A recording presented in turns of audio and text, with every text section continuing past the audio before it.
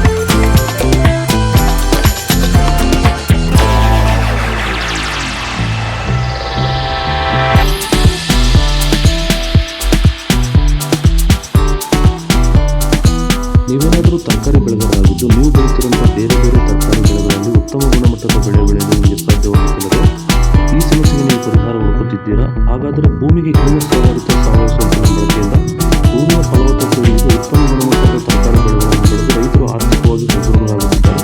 ಈ ರೀತಿ ಬೆಳೆ ಬೆಳೆಯಲು ನಿಮಗೆ ಆಸಕ್ತಿ